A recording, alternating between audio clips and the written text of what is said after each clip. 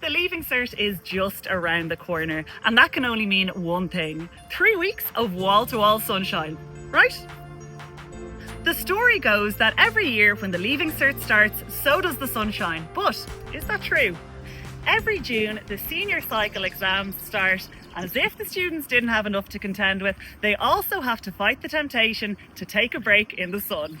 According to Met Éireann, June is one of the sunniest months of the year, and while conditions do vary from year to year, hours of sunshine are generally up while rainfall amounts are down. June 2023 was the warmest June on record since records began in 1900, and as we've come to expect with the Leaving Cert weather, conditions were exceptionally fine and dry with warmer than average temperatures. June has always brought the sunshine, and some parents might remember the summer of 1976 where we had exceptionally warm temperatures, the 99s on the beach, and of course the Leaving Cert. If you are tempted to study outside, make sure to take care. Keep hydrated, have the SPF at the ready, and maybe move into the shade. Gnair go gealamh sna scrúdtha a chóirde.